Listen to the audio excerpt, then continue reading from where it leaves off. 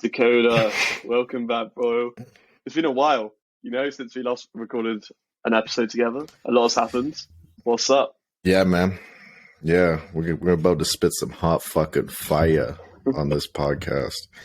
I know we were just the people listening can't hear, but we were making some fat fucking jokes right before this. So I think we're in a kind of Hype move. semi-handicapped state. Yeah.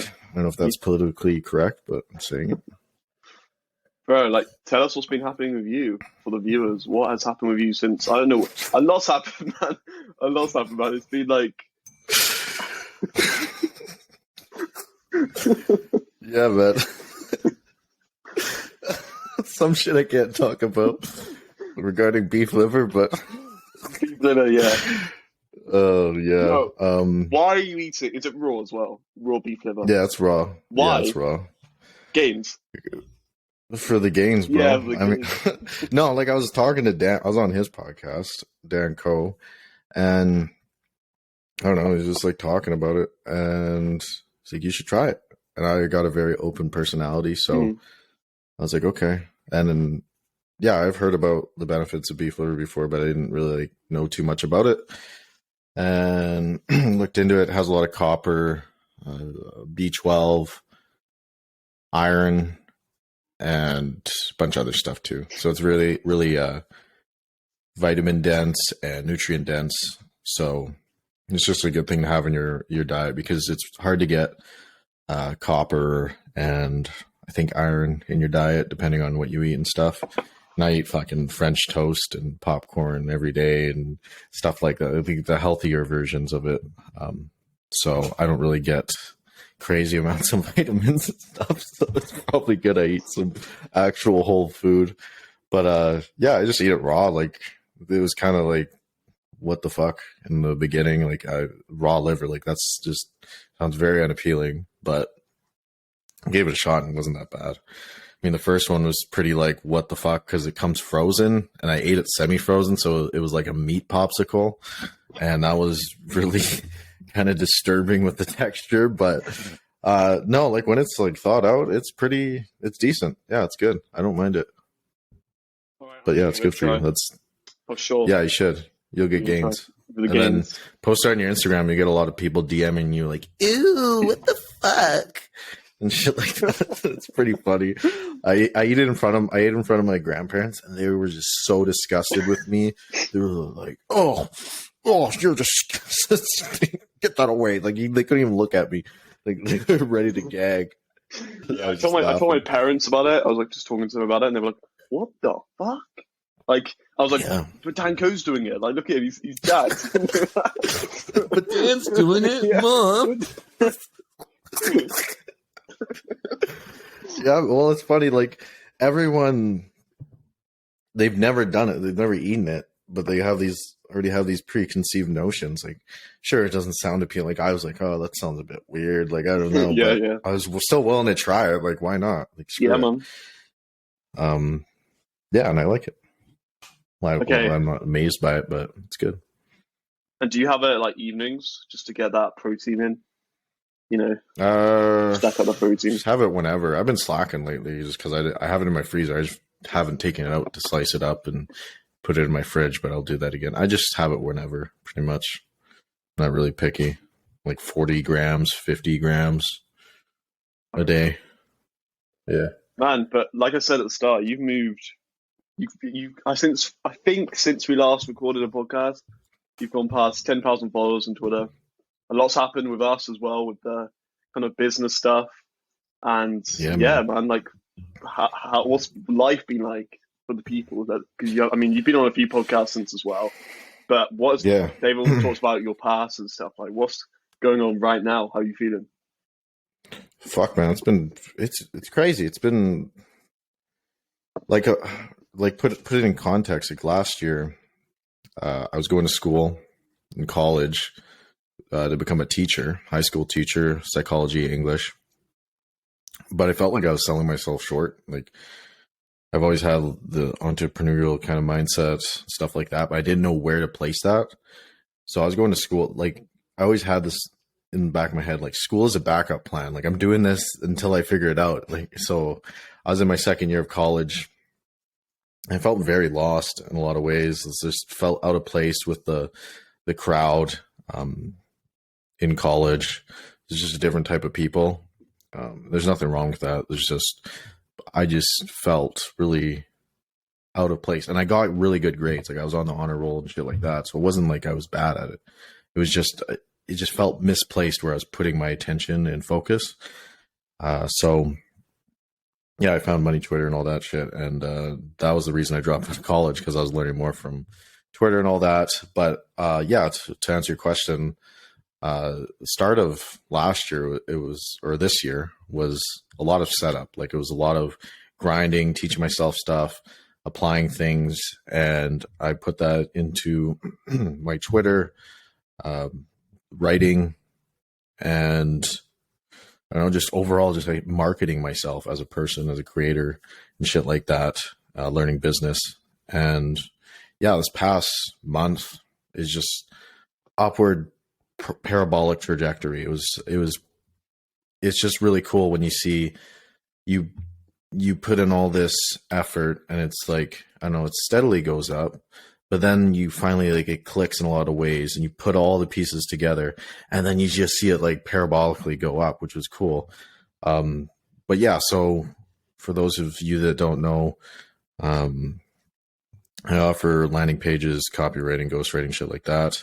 And it was just a lot. And Kira and I were talking, and it just made sense that we kind of combine forces and work together with the ghostwriting stuff. And because we vibe really well, like, I don't know if you guys can tell, but talking, him and I, we really vibe together really well. He's probably my closest friend on Twitter, and fucking in general here. But yeah, it just made sense to combine together, because he knows his shit, I know my shit, and yeah, we're on the same wavelength. So yeah, we landed 2 clients in like the span of a week or something, and they were higher ticket. One's like really fucking big in the Twitter space. It's kind of fucked. Like, really? Kieran landed. Yeah, Kieran landed. So I was like, holy shit. So that was cool. And like, now we're just working on scaling this ghostwriting stuff. Might drop the landing pages, because it's just better to like focus on one thing probably. So I'm gonna do that. And then I'm also doing fitness coaching now. I landed like 6 clients for that. For those of you who don't know, I'm a jacked Chad as well, not just the writing guy. But yeah, I'm excited to be doing that, helping people reach their fitness goals, and that's something I'm very passionate about. And that's going to play down the line with a larger offer that Kira and I are working on. We'll get into that some other time, but right now it's just the ghostwriting shit, working on scaling that, fitness stuff, and then magic internet money. I'm putting a lot of money into that recently again. I've recently just for the past few months, I was just really passive with like my investing. I was just not really investing in stuff, but I found a project where I'm very passionate about. I'm putting a lot of money in it now again. So yeah, we'll see how that goes. Bro, it's been the fucking craziest year, like, in our lives. And not that it's been very long, our lives, but, you know, still the craziest year. Like, what's happened? Everything's just sped up. Actually, everything's slowed down. And then it's just like, it's gone so fast. Like, I know you obviously started on like kind of money Twitter side last October, I believe. And then it was, for me, it was like March, April time. And then just over the summer, like you said, just grinding, putting in the work, studying these skills. And then it's just all formed together like the last month. The last month's been where everything's just pieced together from all these months of just putting in the work and growing an audience. And it's crazy, man. Like, it's so cool to see where we've come, and it's so exciting to see where we're going to go. Like, it's insane. And I wanted to discuss just like what online business, like why, because for so many people watching this, I know maybe people outside of the money Twitter sphere, but they might be like, why is this better than college? And it's not necessarily if it's better or not, but what do you think? Why do you prefer it to college? Yeah, so like you said, it's not better for everybody, but for certain personalities, it is. So I'm the person who doesn't like being told what to do from people I don't respect. Like um, I can follow people that know their shit and that I respect, but people that I don't, I have a very big issue with that. And going down the college route as well, you're capped at what you can do. So at a job, you're capped by your employer. You're cut off. Okay, you get paid at this rate, stuff like that. You can only do this. Opposed to entrepreneurship, business, the sky's the limit. Like it's literally how good you are reflects in your business. So it's like it's the ultimate form of self improvement. I think Oliver Canton said it on Twitter, or someone did. It was literally like that. And that's something that really resonates with me. Something I agree with 100%. Because if your business is not growing, well, that's because of you. It might be because maybe you suck at sales, maybe you suck at marketing, maybe your a service sucks, your fulfillment sucks, and then you, as a person, you have to fix that. So you have to learn these skills, or you're just going to stagnate. So the more value you can provide, or the more value you can articulate, the more you're going to make money. And it's not about making money, but it's like a very indicative of your value as a person, in a sense. Like, not to say like money should be where you derive value, and you get what I'm saying. But yeah, I just like when you are in control of your lifestyle. Like I can work from my laptop anywhere in the world. I can pursue things that I'm interested in. I can work with people I want to. With a job, you don't have that. Like you're kind of you're letting other people dictate that for you. And I'm very one of my I think my top value is freedom. I think everyone should be free to do what they want, explore what they want, express who they are, as long as you're not messing with other people. And business is the ultimate form of that, in my opinion. So, and you're also impacting other people's lives. Like if you have a valuable service, if you have a valuable product, like you should be rewarded with that, and you should feel a need to help other people. And yeah, fuck a job for that, because a lot of jobs are just meaningless, like just doing shit just to do shit, and it's soul sucking. Like I've worked jobs where I work like 12, 14 hours a day, and I'm just drained like mentally, like an hour in, man. Like I remember those days where I would go to the tailgate meetings for being an electrician, and it was cold as fuck, man, and it really like started to wear on me, and it was really soul crushing. Like working a job, you do not feel fulfilled. So it just didn't align with my personality, like just going to school or working jobs, stuff like that. I think that's something a lot of people can relate to. Yeah. And when you said kind of the self-improvement part of business, it's not just improving business, it's like improving in life. Because in, I mean, Hormozy said it, so many people have said it, that if you want to improve your business, you have to improve yourself, your health as well. Like your health has to be on like priority, because if your health sucks, your business is going to suck. And to many Yeah. people, that won't make sense, but it does. Like if you're not treating yourself right, your business is going to suffer. Whereas at a job, so many people are just living on almost autopilot. They're not, they're not even thinking about their health. It doesn't come to top of priority. Of course, this is a really big generalization, but we're just using this stereotypical example. And yeah, 100%. Like business, if you want to improve yourself, it's the best form. In my opinion, there is no better self-improvement path than entrepreneurship. Yeah, I agree wholeheartedly. It's yeah, it's cool. It's cool, man. Like when I started, because I started with web design, I was like, okay, I'll just like have a web design business because I enjoy design and aesthetic stuff.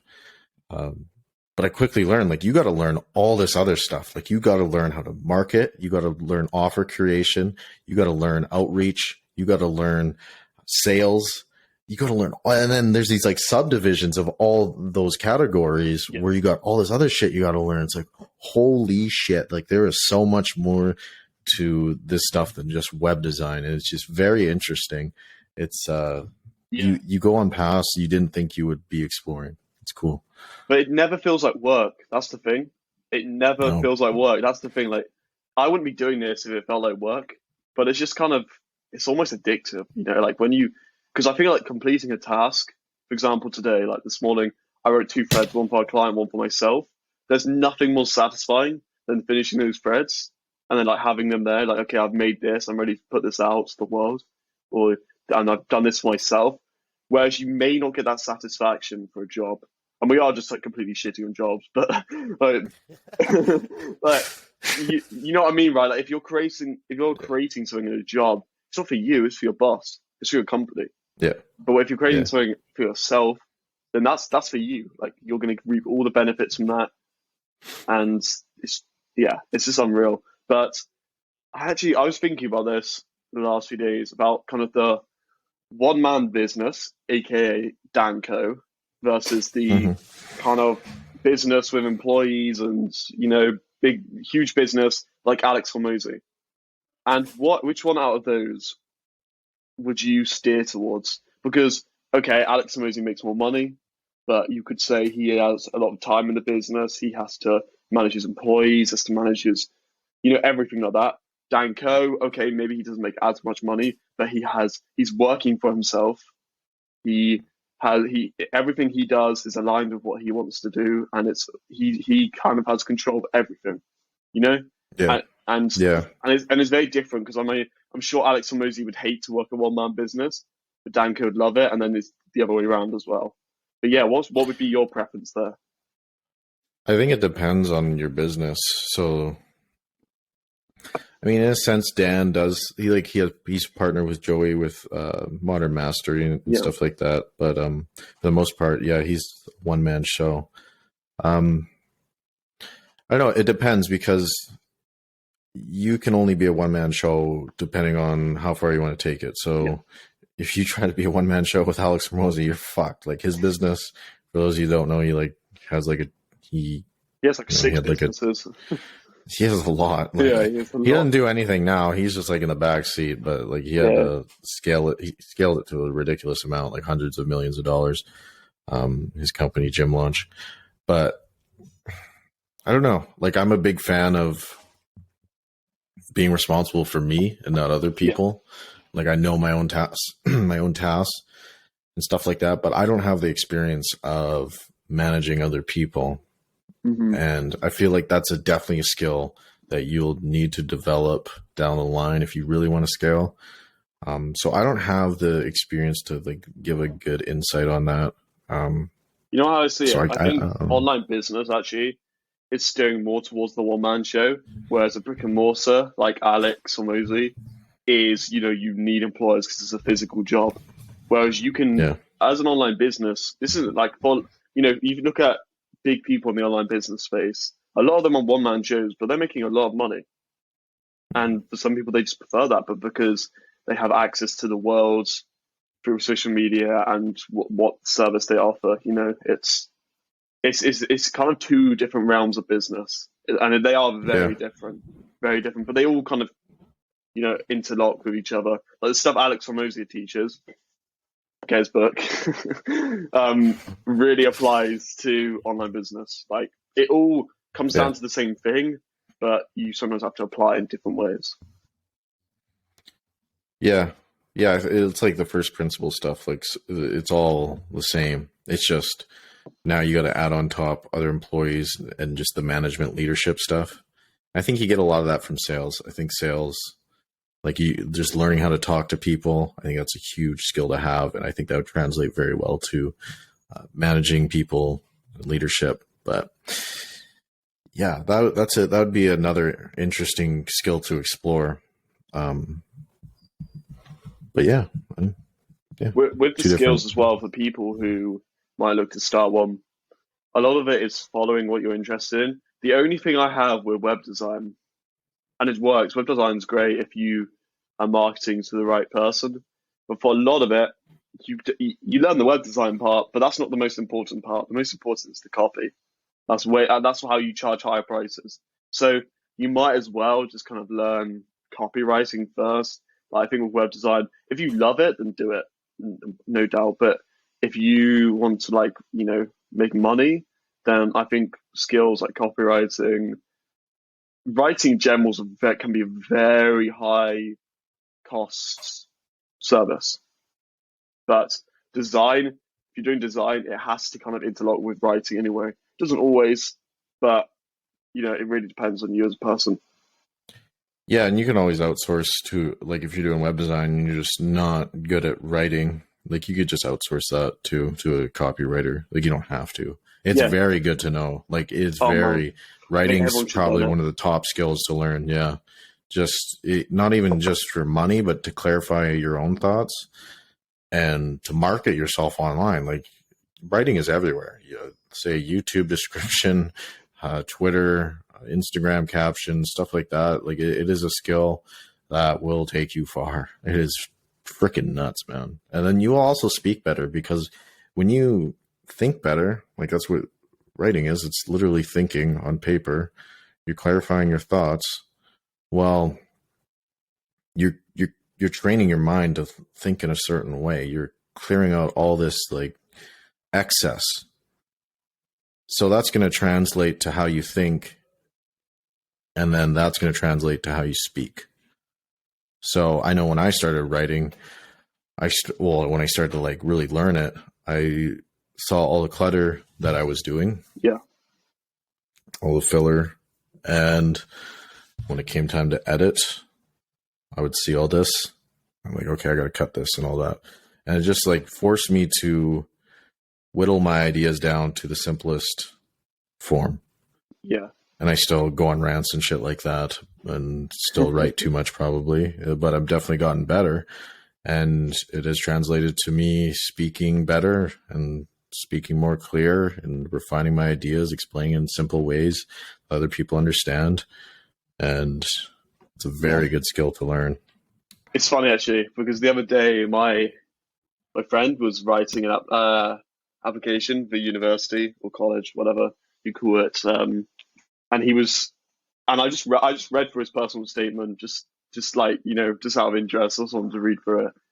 And the amount of clutter there was insane. I was like, bro, why are you you're writing those stupid words here? Like, this is not needed. Like, you wrote like 3 words in a row that add nothing to this sentence. They're just you're literally just trying to put in as many adverbs as possible.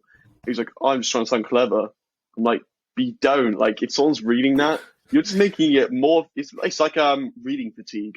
It's like I read through it. And I was like, bro, like this is not flowing. This is just so many words stacked on top of each other. And I get what you're doing, just trying to hit the word counts or whatever, and you're just trying to sound clever. But it's not needed, and school doesn't teach that. Like, it just does not teach that. School teaches you to, just write. Not even clever. That's the thing. That's what people like write on Twitter say. Clever. It's not clever. Like, writing clear is a million times better than adding useless adverbs and trying to, impress people with these words that come out of nowhere. I said to him, like, hey man, like, I think you should cut this down, to be honest, but you do you. And he's like, yeah, okay, maybe I will. And then I introduced him to copywriting, didn't know what it was. And then he was like, okay, I kind of get it. But I kind of don't, like, but people don't know that. People don't know that. And yeah, I mean, that's why people, maybe never become, I mean, everyone has different kind of, okay, say the English teacher at school has a different good writer kind of mindset than, maybe David Perel.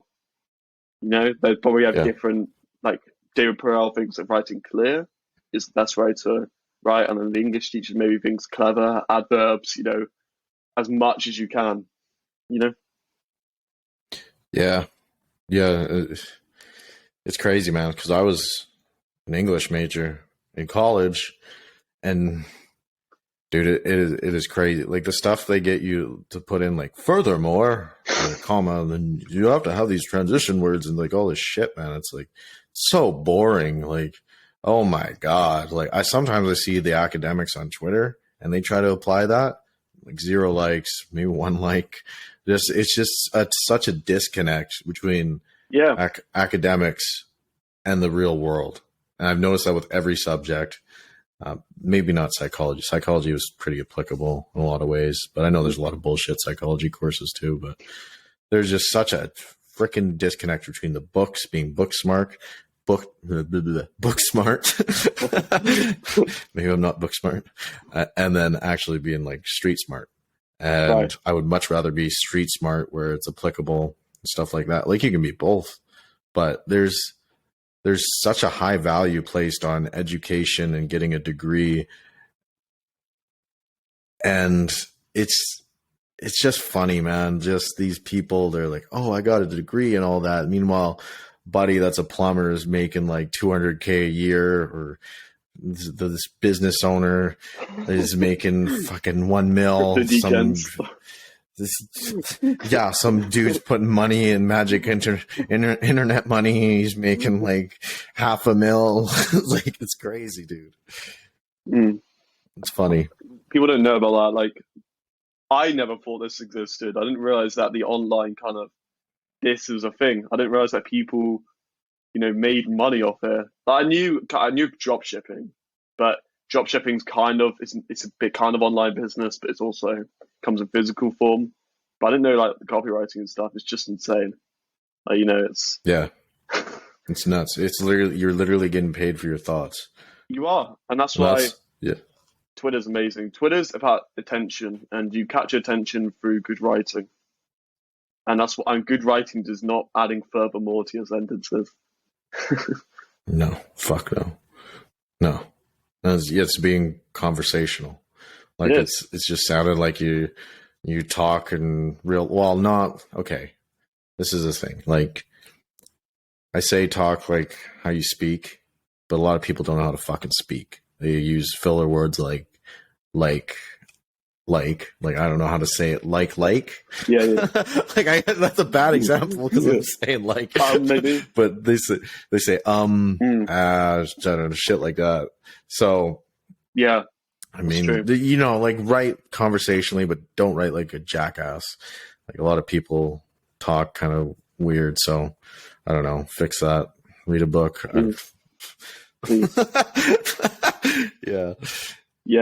Yeah. No, please. Like, because really, if I was to learn how to write in that kind of conversational, kind of direct tone, I'd probably study someone like Tej Dozer or all the great copywriters as well. They knew exactly how to do it. Like David Ogilvy, he knew he was ahead of his time, man. Like and yes, okay, considering he was writing like I can't remember, like 50s, 60s, but his writing was still kind of ahead of the time when everyone was writing in a passive voice, and he was direct. And of course, he still probably added some filler words and sent like adverbs, but we were kind of moving out of that time in a kind of the copywriting era, and now is completely different to 1950, whatever. Because in 1950, people were sat down reading newspapers, and they actually could like read this long form.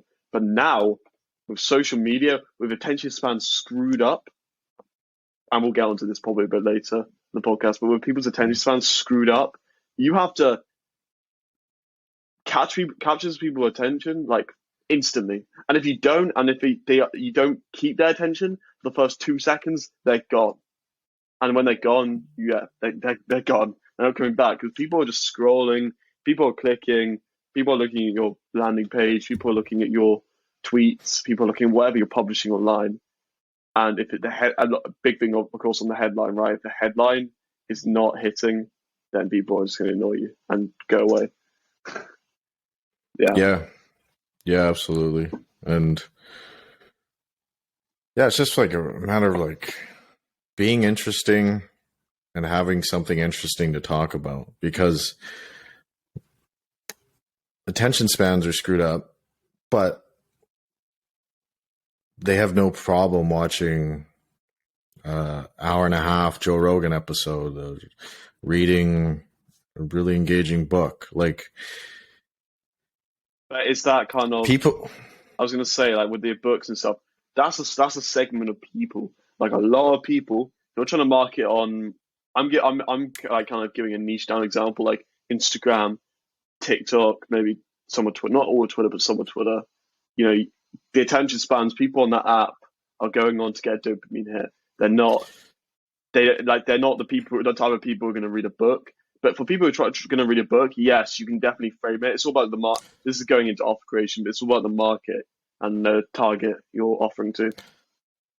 I disagree. I think everybody has the ability. Okay, say these people that are on Twitter or whatever that have short attention spans.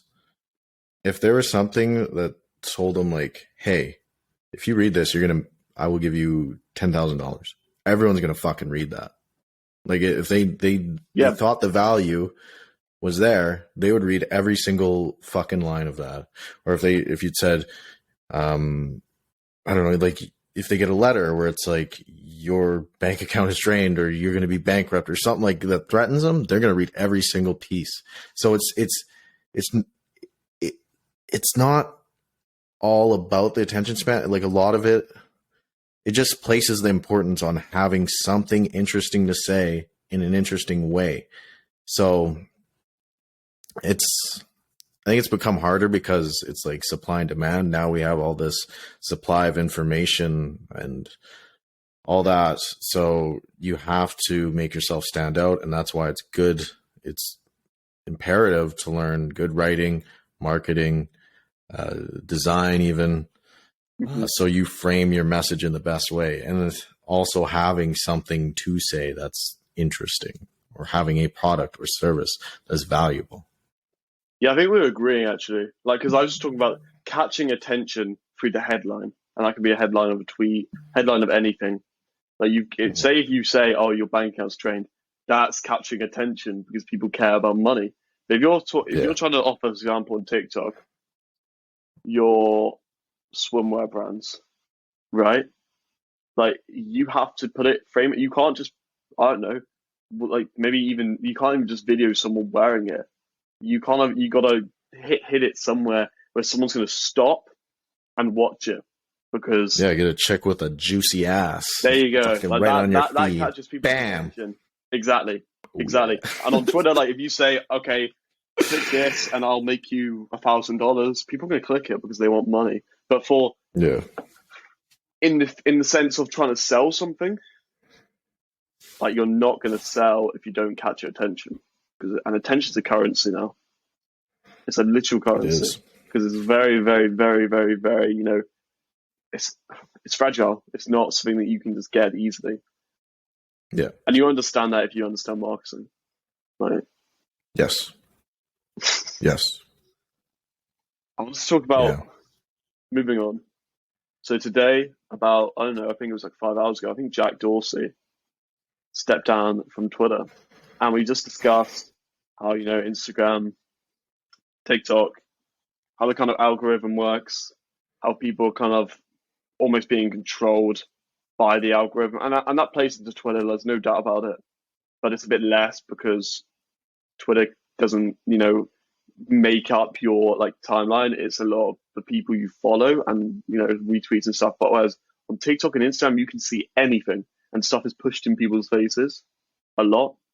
And the only worry is now that Jack Dorsey's gone, because I know many people knew that he was the one didn't want that, and that's probably why Twitter has not suffered, but Instagram and TikTok are on a new level. Like they're way above Twitter now because of the way they've captured attention and the way they've, they've got the quick hit videos, all moving towards the quick, the videos and everything like that. And Twitter's kind of fallen behind there.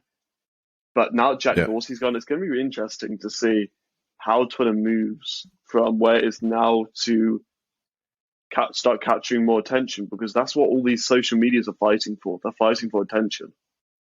I can't remember what, I think it was like Netflix said, the biggest competition for Netflix is sleep. Yeah. Is sleep. That's crazy. And That is crazy. like, they're all fighting just for your attention. That's all, everything. Yeah. They are trying to outweigh each other. They're fighting, and they're trying to find ways to take over each other in any way possible. And it's going to be interesting to see where Twitter moves now with Jack Dorsey gone. Yeah, it is going to be interesting. I'm curious how it's going to shake things up. I'm open to it. Like I'm full believer of adapt or die. And it's kind of exciting. Like if they do switch things up, it's like, oh, okay, like we have this traditional way, we know how to grow and all that. But it would be interesting to like figure out the new way. But I feel like they won't switch it up too much because I don't know, like the users are so used to a certain way. Yeah. So if they switched up, if they don't want to screw with what they got because they know they got a winning formula, make sure they'll make some tweaks and stuff. But I don't know. I'm not very educated on how this stuff works with like transitions and stuff. So we'll see what happens. I'm very curious. So The thing is, I think more people are moving away from Twitter. Twitter's like for, people kind of with the attention spans. Not necessarily right, but it's reading and it does require brain power. Whereas if you're watching a video, it does, but it doesn't, because you're kind of you can just watch that stuff and not really think about it. And that's why that's why Instagram adapted with Reels. Like they pretty much copied TikTok because people love it, and people love like just watching stuff like that, and that's why TikTok's done so well. And Twitter's kind of probably fallen behind in that aspect, and it'll be interesting to see whether they'll try and innovate in some way to catch up with Instagram or TikTok, or whether they're happy with their base, which is, I don't imagine a company like Twitter is happy in that sense. The way I look at it, Twitter has a different market than these other platforms. So Instagram and TikTok, you have a lot of children on there, like teens, even younger. You have, that's probably a majority of like Instagram and TikTok. So when you think about Twitter's growing every year. Like I don't know what percentage. It's definitely slower than these other platforms, but it's growing. And then you think about the people signing up for Twitter. It is people with higher net worth. I would imagine. I'd be shocked if it wasn't. But higher net worth, more intellectual. So maybe not more intellectual. I've seen some pretty freaking stupid shit on there. But yeah, so like, okay, imagine trying to sell lead gen on TikTok or copywriting on TikTok. Yeah, right. Like, sure, there's a lot of people on there, but people aren't on there to buy usually. They want to be entertained. Twitter, they want to be educated usually. A lot of them, it's entertainment, but majority, I would say, want to be educated in an entertaining way. So I think it depends on your market. If you want to like blow up and build a personal brand, maybe Instagram and TikTok might be better depends what you want to do. So if you want to be like a Logan Paul or something like that, or if you want to build a business and a personal brand, maybe YouTube and Twitter. So it just depends on your market. So there's different ways of looking at it. I think Twitter overall, I think it will continue to grow at a good rate. I think it's an awesome freaking platform, man. Like, and then if I don't see them like doing some Instagram or TikTok stuff, because what makes Twitter unique is the fact that it is a writing platform, and that can't really be imitated by Instagram, TikTok. The same way Twitter can't really imitate TikTok or Twitter. It's like if you try to do everything, you're just gonna, I don't know, you won't be special anymore. So it's interesting. I'm curious though. Like they could totally go a different route, but I think they got it nailed with the spaces, especially. Yes. they kick ass, man. Like they That's totally amazing. screwed that up. What's that other platform Clubhouse. that was on? Yeah, like I see, I'm forgetting their name. They're hot for a minute. Now they're fucked. They're But not Twitter gonna, did. not gonna Jack make did it, bro. amazing to innovate on that and put it on Twitter. Yeah, He did a great job. they act on that fast. Yeah, it's Like awesome. you don't have that on the other apps, to be fair. But the only Yeah. thing is, like, you see, kind of, do you think it will end up being as more attention spans lower and lower? Do you think it'll become kind of like the Facebook? Because like Facebook in the last 3 years really has kind of really kind of died off in that sense. It hasn't died off, but its user base has decreased by a ton, and we know that. But that's because Hmm. kind of the younger generation has moved on, and then the older generation stayed on there. But that's slowly starting to decrease. That's only going to decrease all the time, you know. Yeah, well, Twitter's already got like an older crowd on it. So if anything, the people from TikTok and Instagram might migrate to Twitter. Maybe, But I don't know. I don't know the market well enough. yeah, But it will be interesting. But like the thing is, like, I don't know where people would migrate to unless a different platform comes up. But like Twitter's got the network effect. The network effect is huge. Like that's why Ethereum and Bitcoin are so huge, because they have the network effect and the first mover advantage and stuff like that. yeah. And you So actually think about, to be fair, that's an amazing point. With Web3 and DeFi and crypto yeah, only going to get bigger, where do all those people hang out? Twitter. Oh, yeah, they don't hang out on TikTok. They're on Twitter talking about projects, yes. talking about what they're working on. If you're into crypto and if you're into Web3 and everything like that, you are on Twitter. Like that's just That's how it why I was is. on Twitter to Yeah. begin with. That's where I kept up with the news and all that. Twitter is the place for that. Yeah, now as crypto grows, so will the user base with Twitter. And like Twitter is adding the NFT verification Yeah. stuff, I believe. So that'll be huge too. So yeah, I think there's definitely an opportunity on these other platforms like IG and TikTok and Facebook, but maybe I'm biased, man. But Yeah. Twitter is Something different. yeah, and I don't think it's reached that point where it's saturated like these other platforms. Like TikTok's not yet, I don't think, but IG seems a bit saturated, and Facebook, I don't know who the fuck uses Facebook. Well, maybe Unless you're like everyone some soon. 60-year-old, some Karen or something. I don't know, but Maybe everyone's I feel like, yeah, with Meta. dude, that metaverse shit's gonna be crazy. I'm kind of excited for it, to be honest. Like people are scared, but I don't know. Like it's kind of cool, man. Like I don't know. It's kind of crazy, but if we all become like living cyborgs, but you know what? That's on them. Fuck them. No, just kidding. Yeah, we might be going to a dystopian Matrix future, but I mean, we're like the way I look at it, we're going there anyways. Like bitching about it ain't gonna fix it. So adapt or die, bro. Like legit. It's might as well get rich off it. right. Utilize it, man. Like Web3, I don't know much about it. I don't know enough about it, but Twitter should utilize it. They should they should almost base their actually app around this whole this whole metaverse Web3. Get people in that space because that's only a growing market. That's one of the biggest markets growing year on year in the world. So if they utilize that and get everyone on Twitter, that Twitter will only grow. I wonder how they utilize that though. I could see for spaces, like you're just in like a room just talking and stuff, but I don't know like how the writing aspect would work. Well, it's more about they've already started it right with the NFTs, profile pictures, but that's already attracting a whole community there.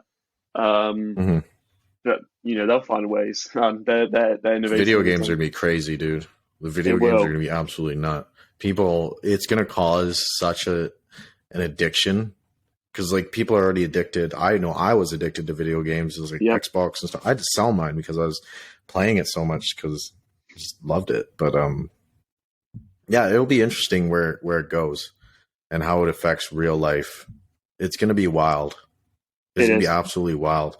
Because say in the real world, like maybe you're ugly. Well, the metaverse, you get a 6-pack, fucking 6'9", 10-inch dick. I don't know, like. But man, Oh like, god, it's I'm not true. PC at all. But It's true, man. Like, yeah, I mean, we could even just brush on crypto, man, because we're both into the space. You've introduced me a lot to it. And I've been going pretty heavy the last month. I know you've been going like heavy, man, like next level into crypto. But what is, because everyone's talking about NFTs, everyone's talking about crypto, but what's going on there? Like, where do you talk? We just spoke about gaming, and there's a reason, right? Because gaming crypto is huge. Like, that space is going to be huge. NFTs, there's so much to cover there, but yeah, it's crazy, man. what was the question? I don't know. That's the thing. I could ask anything. I could ask anything. Yeah, well, it's gonna be wild. Like I don't think people fully comprehend what is going on. Like a lot of them, like, oh yeah, crypto, magic, internet money, whatever, all that. Like a lot of people are starting to warm up to the idea, like, okay, Bitcoin, stuff like that.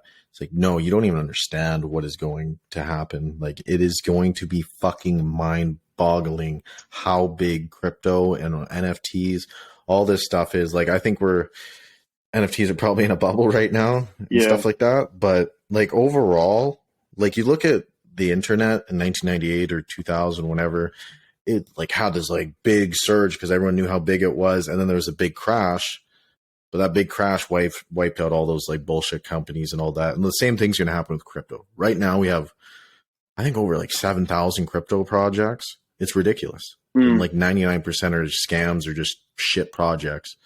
But once regulations come, bear market, all that, all those are going to get washed away again.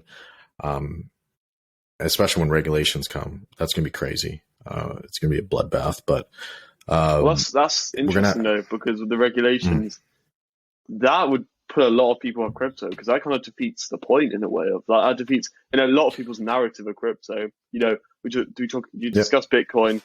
People buy Bitcoin because they say they're buying freedom. But if there's regulations, well, that's not really a decentralized platform, is there? So the kind of decentralized aspect of crypto kind of falls away, you know? Yeah, like, okay. If the US government wants, they could fuck crypto, like, real good. Like, it would be bad in their interest because a lot of these crypto projects and stuff would migrate to, like, places that have more open regulations, like Singapore and stuff like that. But like people are like, you can't ban Bitcoin, bro. Like all that. Well, if you're in the US and you want to spend money with Bitcoin, you're going to have to do that with somebody like a vendor or whatever. You can do peer to peer to say me to you. But if you want to buy a coffee from Starbucks or you want to, I don't know, buy a car or something, you're going to have to go through an actual business. And do you think that business is going to risk getting shut down just to take a fucking Bitcoin payment? Like, so you can't ban Bitcoin, but you can ban the outflows and the inflows. So you can ban exchanges. You can ban people from accepting it as payment. You can ban all this stuff. So there's a big narrative with Bitcoin where you're buying freedom and all that, and it's a currency. And I have my gripes with this. But I don't know. I think people really underestimate how much power the U.S. government has and all these other governments. But they won't. I don't think they will ban the inflows, outflows of crypto and all that, because it would just really fuck them over really bad.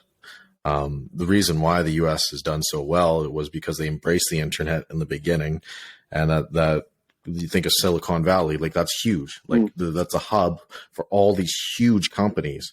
Like think about Apple, Amazon, Microsoft, shit like that. Those companies, if the US didn't embrace the internet, like they would have went somewhere else, and then those other companies or countries would have thrived.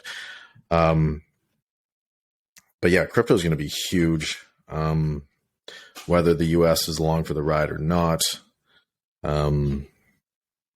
I don't even know where we're going with this, but yeah. So just the stuff going on in the background that people don't see, like banking's being completely changed.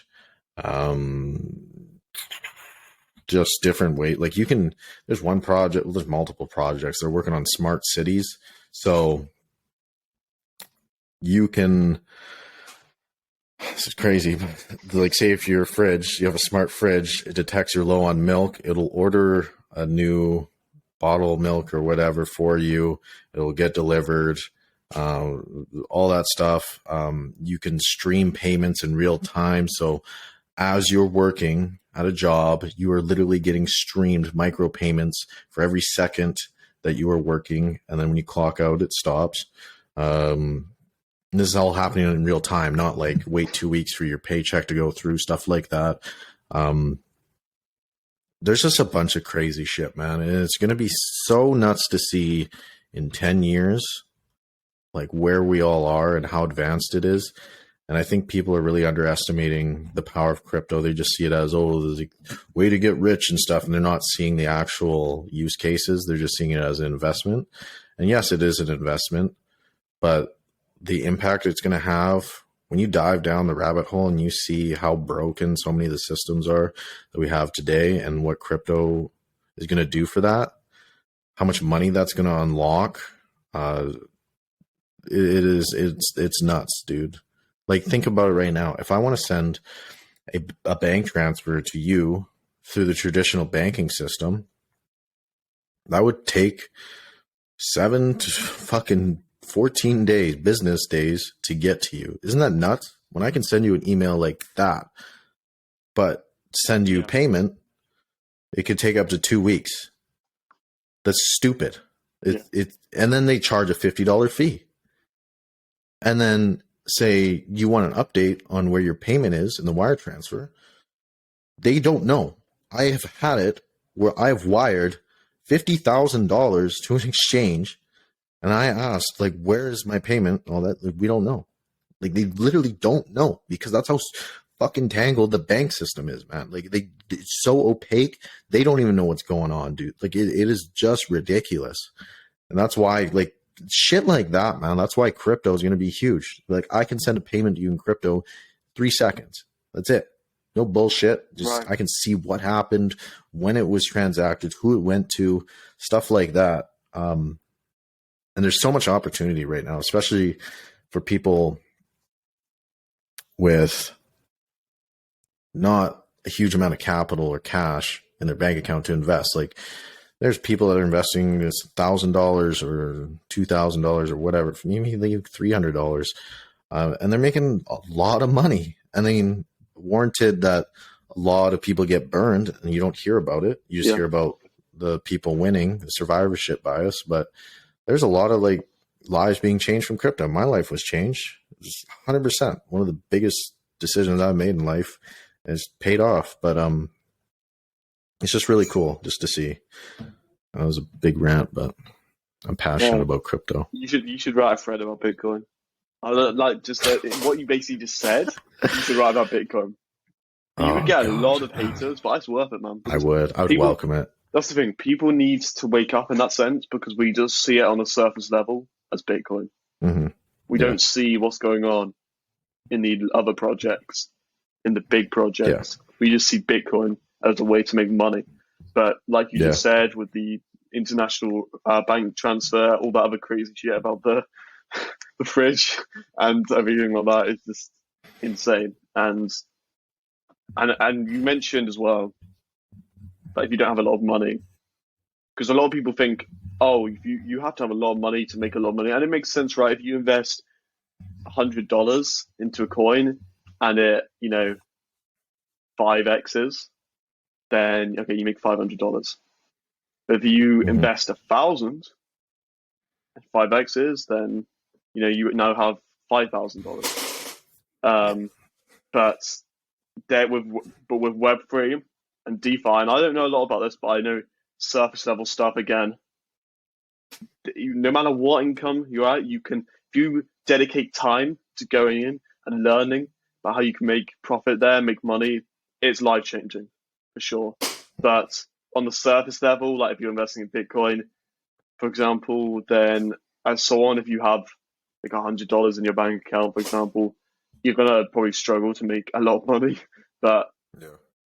then again, you've got to take the time to dedicate into Web3 and DeFi if that's for you. But yeah, man, Yeah. it's like you said, there's so much.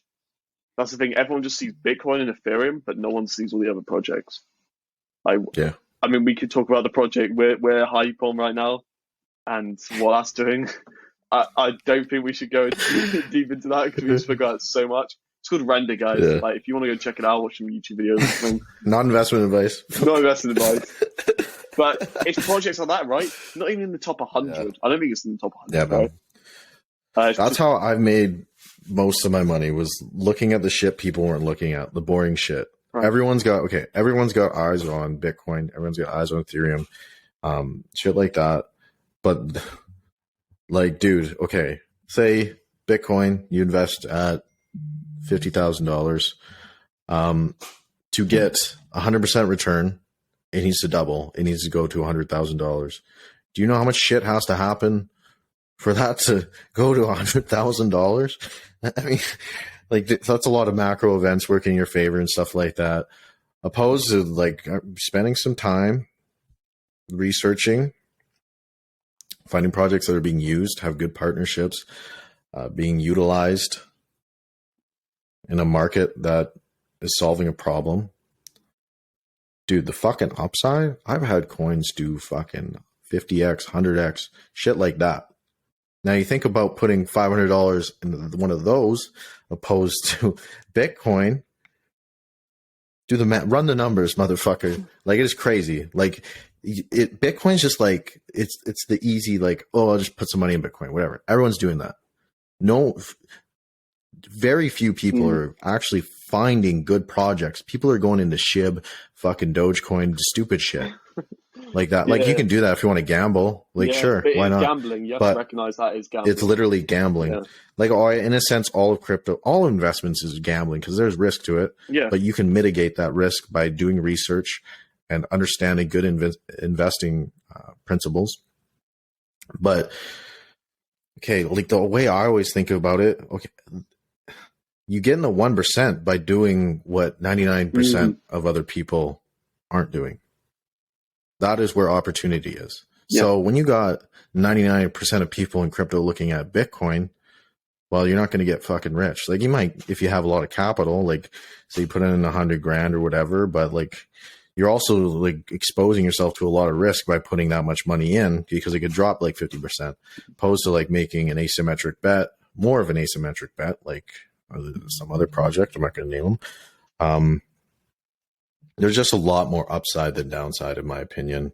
And some may say it's more risky to go into altcoins and shit like that. I don't give a fuck. Like, if you can research, if you learn like principles and stuff like that, like, there's way more opportunity in altcoins.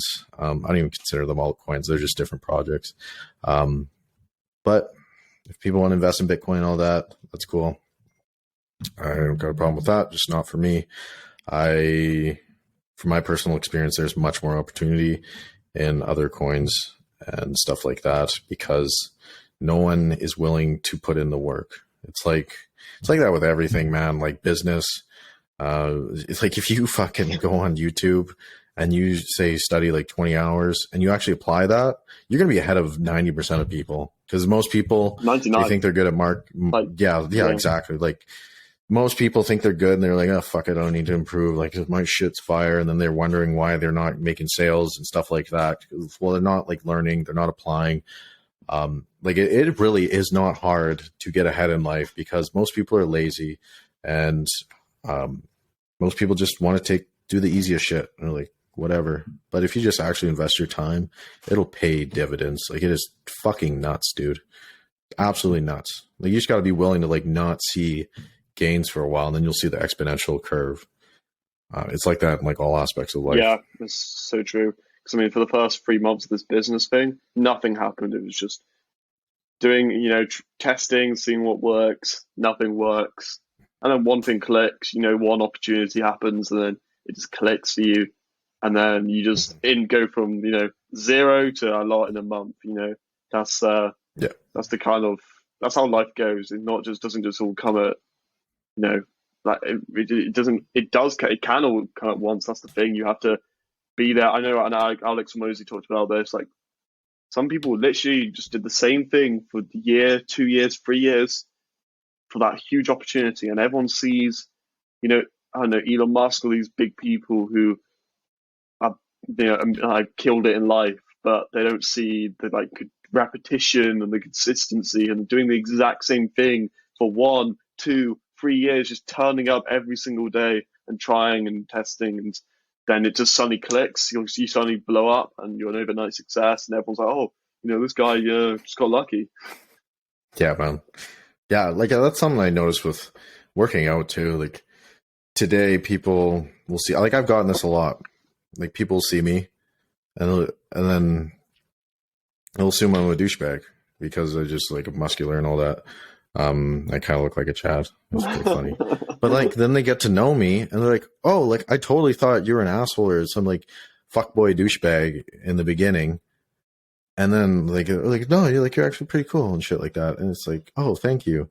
Probably because you don't know the amount of reps and shit I had to go through to get here. Because I used to be a fat kid, and I don't know, I've been on the other side of shit. So and I put in the reps, and so like right now it just looks like, oh, he's just like some douchebag and like he doesn't know what it's like to be I don't know, this way or that way. And it's like, no, I do. I just put in the reps for years. So everyone sees, you know, the jacked Chad, but no one sees the 11 years of going to the gym 3 to 5. I don't know how many times you go, 3 to 5 times a week, and you know, putting in the reps.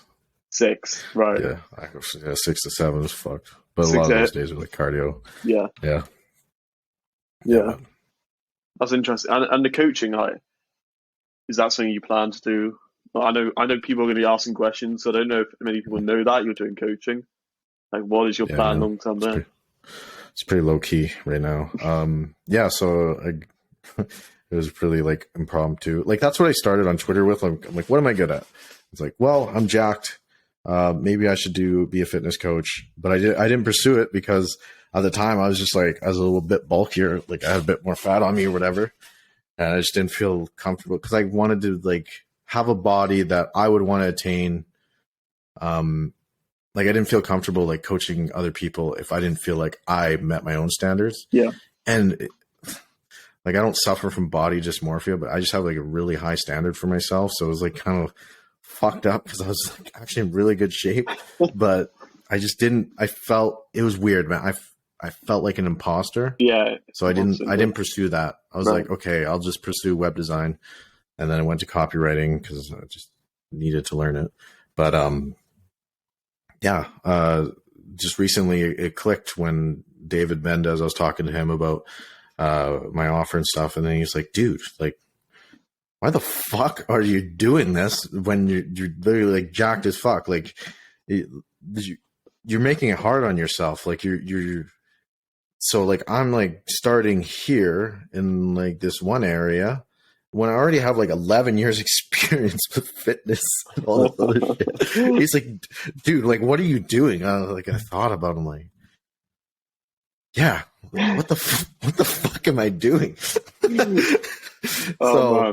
kind of clicked, and I got like a huge passion for fitness and self-improvement. And I feel like, no, I know fitness is the core to self-improvement because it plays in your energy, your confidence, everything in life. So I have a very big passion for fitness. I have a very big passion for transformations, and I have the knowledge with fitness. I know what to do. I've went through all this bullshit information. I know how to implement working out habits and eating well, what works, what doesn't. And I want to do that for other people because it's just, I have just fucking huge appreciation for what it's done in my life and the confidence it gave me and the purpose it has given me. And just to know I could do that for other people, that would mean so much to me. And also you get fucking paid fat stacks, bro. And you can just spend more magic internet money. No, I'm just kidding. No, but Raj said it as well. He says there's nothing when you see, he says the greatest fulfillment in the world is when you have a client and you see them go from here to here, like the transformation. He says when he did that the first time, it was the greatest satisfaction he's ever felt. Like that Yeah. was just next level. Mm-hmm.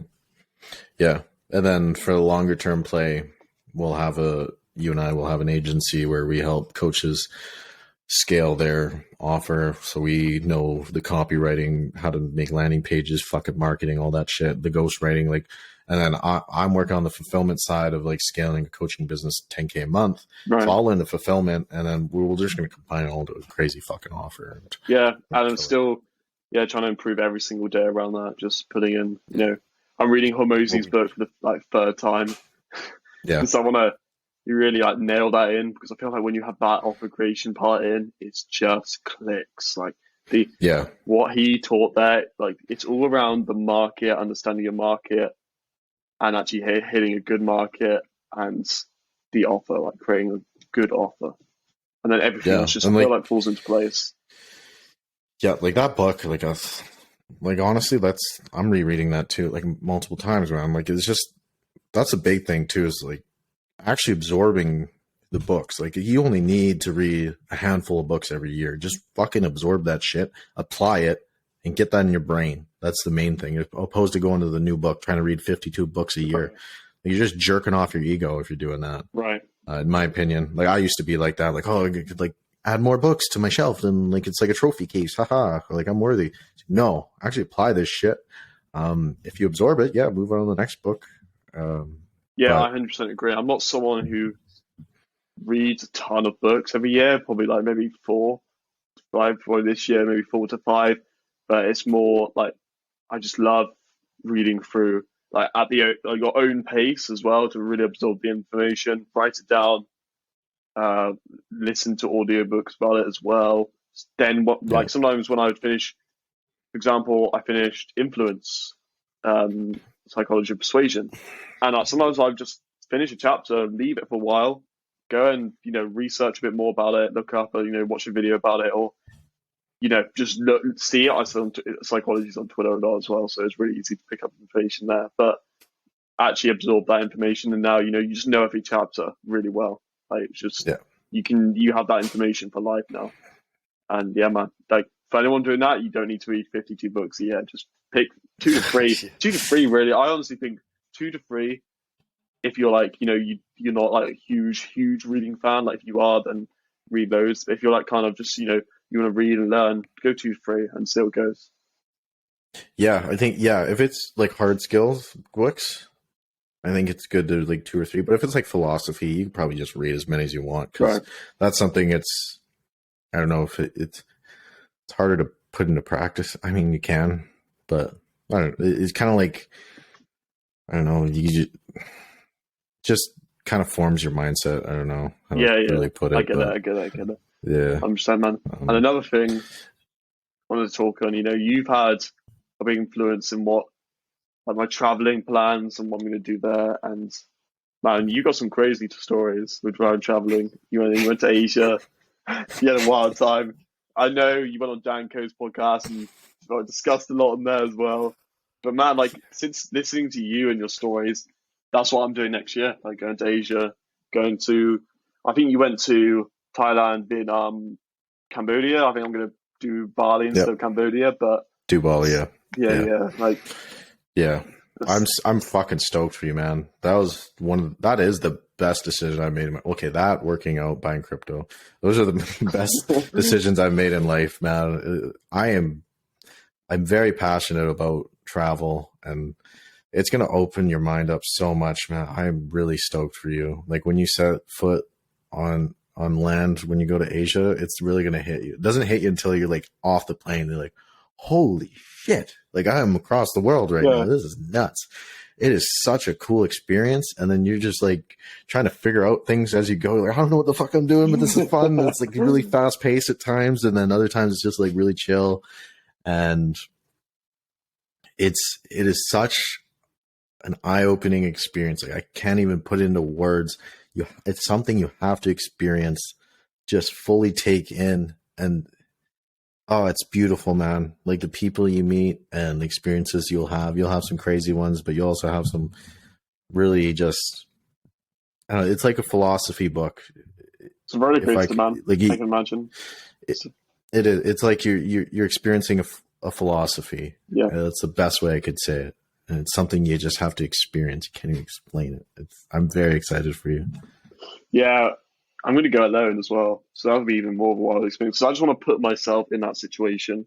You know, I've never Yeah. done that. I want to be in that situation where I've got to figure everything out for myself. If I don't, then I'm screwed. Like, it's all down to me. You know, and that's the thing, right? You put yourself in these very, very uncomfortable situations, which is, it was something that I know you said it, and loads of other people said it. Like, you don't want to live with regrets, and a regret I know I would have is never doing that, putting myself in a situation where I'm by myself.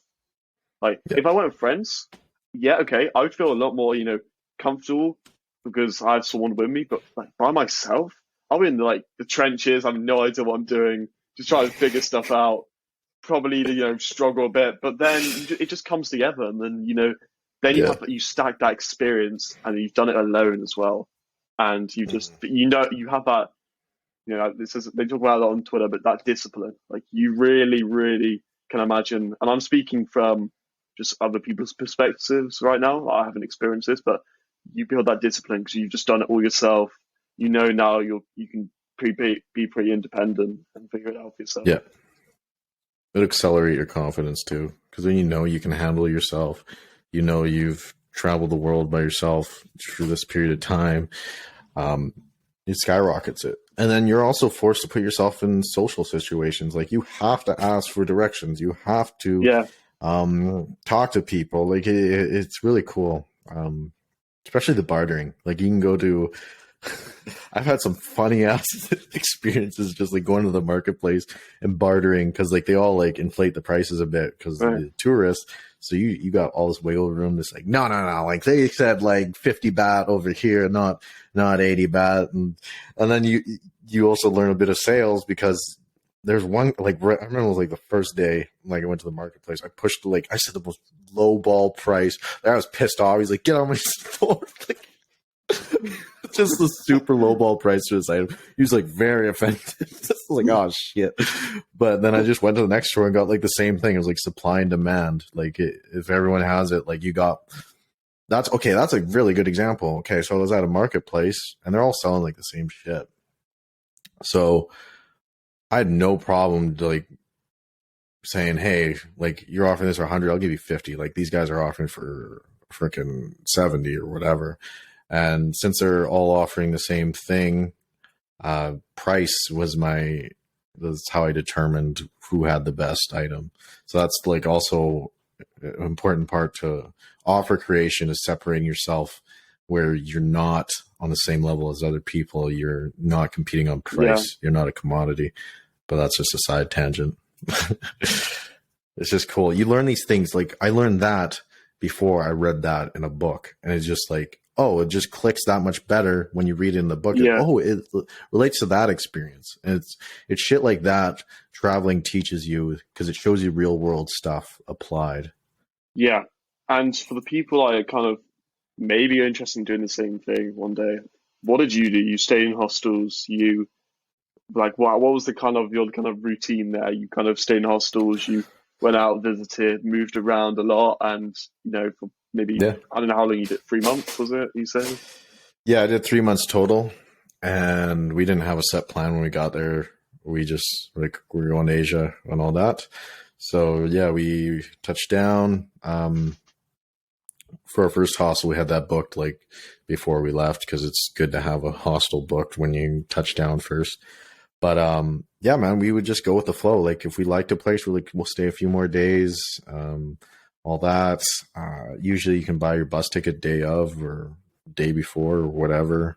It's pretty chill. Hostels, they're usually open depending on what time of the season it is and how busy a place is. But no, man, it's so much better when you just go with the flow when you're traveling. You don't got to worry about oh shit, like we got 2 days here, we gotta go make the bus ticket to go to this place and that place and all that. It's just like, no, man, like if you're vibing with a place and you want to chill for a few more days or this place sucks, you want to bounce, like that is the way to go. Just super just relaxed. you hear about cool places from other travelers, and you're like, oh, you gotta visit this place. It's super cool. Like no one knows about it. We did that many times, and it was one of the best experiences. You have so much more opportunity to explore and actually travel when you're not tied down by these plans and all this stuff. It blows my mind. People go on like tour guide groups and stuff like it's like, dude, what are you doing? Like you're fucking up, man. Like you missed all the best stuff. Like it's hilarious. And then you got charged like triple the amount it would have cost to. Yeah. Man, that's so exciting. So exciting. Yeah, I'm pumped. And then I want to come to the US. I am coming to the US. Hopefully meet some of you guys. I gotta meet this is what, okay, for everyone who's hopefully watching this and kind of in our network, we talk to you a lot. Like, we want to we want to get a group together, 20 people, and go to Tomorrowland Festival, EDM, have the greatest time ever. Like, that would just be insane. That'd be fucking wild. That would be wild. That would be awesome. Wild. Like, imagine if we got all the people from Twitter that we met on Money Twitter, people who are just trying to figure it out online, like make a business, and we all just meet in Belgium at Tomorrowland. It's like, that'd be fucking sick. Craziest story, I imagine. Yeah. Just a bunch of degenerates drinking San Pellegrino, going wild. Yeah, man. Fuck, yeah. This is, and I mean, just Money Twitter, just touching on Money Twitter again. Like, I know that there's some weird parts of Money Twitter and there's ups and downs, but it's been life changing. I'm compared to say it's been life changing in every aspect as well, every single aspect, money wise, fitness wise, mental as well, writing if you count that as an aspect, but that kind of falls into mental as well. Like it's crazy. Yeah. Like this space, there's just a bunch of degenerates, like you said, people who are just like, nah, fuck the traditional system, you know. That's a lot of people now. Like we're just going to go online and figure it out, and people do figure it out, and they get wins, and it's crazy, man. Like it's honestly insane, and like just the gym. Like I went to the gym before Money Twitter, but it's just been accelerated since I went. Like I just feel so much better, money wise, way better off. I mean, what more can you say? It's just crazy. Yeah. And then the relationships you develop too. Like, say you and I, like you're across the world right now, but we share such like similar values on a lot of stuff. And then like it's something, I know you've come across this problem, but it's something that I've struggled with, like finding people that are actually, especially at our age, like younger, like early 20s, you're 18. But finding people that are into, say, self-improvement or business, just improving their lives as a whole. Like, not many people are into that right now. Like, a lot of them are just partying and all that shit. Like, I do it sometimes, like, but it's definitely very, like, few times. Like, not even once a month. But it's cool when you meet a whole community that's into this kind of stuff. And I know I struggled for a long time because I felt so alone with like how I thought, and I did not have friends that shared a lot of the values. I only had one. And it means a lot to me that I'm able to make connections with people that share the same beliefs and same values. And it makes it way less, not depressing, but I don't know what the word would be, less sad, lonely. Okay, less lonely when other people are sharing their wins, they're sharing their losses, what they're learning. It's really empowering having that, and it's encouraging, and it's kept me going. Just having this community here, it's fucking awesome. It means so much to me. Yeah, it's always will. Sounds weird to say, but yeah, like a special place in my heart. Yeah, when I try and explain it to people, it sounds stupid. Like, it does sound stupid from like an outside perspective, but when you're in there, you just realize, like, damn, this is like a whole different set of humans. These are people one step above. Like, they're just working at a different frequency, different level, think a different way. And it's insane, man. I mean, how did we meet? I don't even know. It's I crazy how invited you to engagement group. you invite me to Nyan engage. told me about you. Yeah, I was hesitant. I was like, oh, it's a fucking mindset account, but whatever. He's growing fast. Fuck him. Yeah. Oh, Fucking Muhammad Ali over here. I'm so glad I changed that. That was I learned a lot during that period though. Like it was just because what the thing is though, when you join and you see all these mindset accounts, you're like, okay, that's what you do, right? You just make a mindset account and talk about that. And then, I did that. but I didn't. I hated it. I hated it. Like I didn't because I didn't really care for it. I wanted to talk about something else, and then that's when during that time of just building that account, I was just learning all this stuff, and then obviously reposition my account mainly when I met you guys because this whole group because you guys were like personal brands, yeah, and you were doing a thing. I wasn't really aware of the personal brand thing. I just thought like okay, everyone's kind of an anon, it's just like doing mindset stuff, but Yeah. it's so cool to see like like then the personal brand is worth it. It really is, and we could even we could even one day make a whole podcast about that. Like honestly, I love the that. personal brand is the future as well. With all this like decentralization and social media, and people who have brands have them so much leverage. It's crazy. It's crazy. Yeah. It also works in both ways too. Like you could, if you fuck up your reputation, Right. you're fucked because you only have one. Yeah. So you think of like Ty Frankel, he fucked up.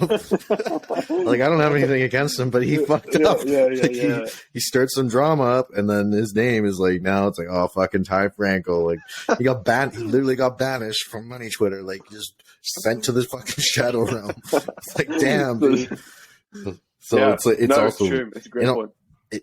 It keeps you accountable too. So if you're saying stupid shit with a personal brand, well, you're gonna get fucked. Yeah. But it just forces you to be like, I don't know, people trust you more because it's your name and people understand the importance of reputation. No, 100%. And yeah, I think it's the way to go. 100%. I trust people more when they're a personal brand. Right. You don't see as much. Yeah.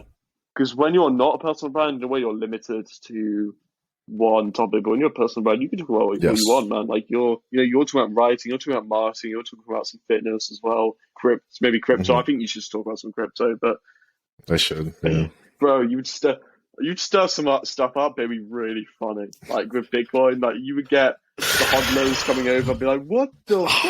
Yeah. This guy's trashing Bitcoin. I didn't realize that was possible." Like XRP, everyone trashes XRP. Oh my god! If you talk about XRP, like no. Oh god, that would be hilarious. I should just fucking very tempted. I saw some guy. I can't remember his name.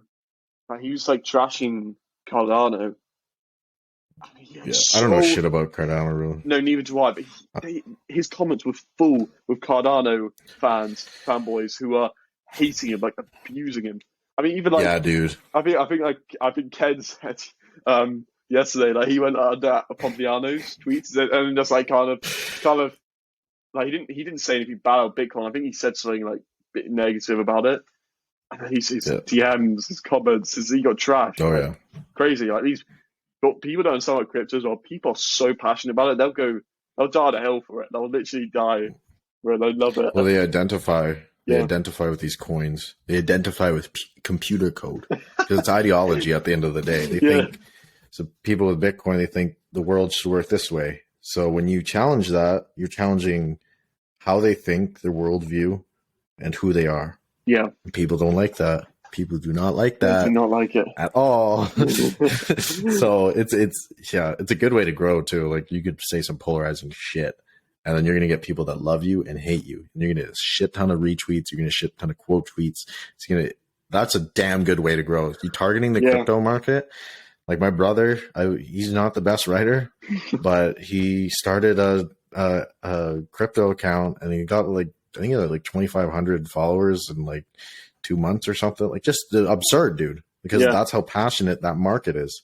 Yeah. It is such a passionate market. And when people are passionate, people are engaged. Yeah.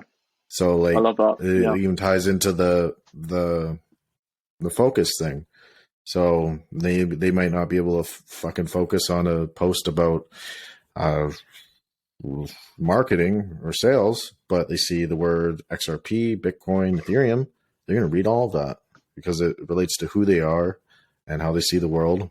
And yeah. I love it, man. Yeah.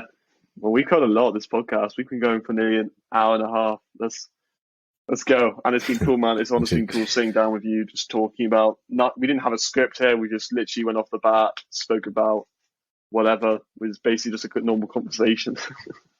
Yeah. Yeah. But I hope people found value in it. And finally, Dakota, like, you came on maybe 2 months ago, probably around 2 months ago last. Yeah. So where can people find you? And what do you have to plug? You can't find me. I'm fucking unfindable. I'm on Twitter, Wrongs to Right. Y'all motherfuckers know me. Yeah, you know him. You know him. Yeah, I ain't got shit to plug. I don't know. If you want to hit me up with shit, I don't know. Hit me up. But yeah, I don't know. What you said. Fill out a fucking. You want ghostwriting? I don't think this is our audience we're aiming for. But if you want ghostwriting, hit us up. Come to us, man. The growth ghost. Yeah. Yeah, motherfucker. Yeah, man. Pleasure's always having you on. And thank you. And guys, peace out. Bye.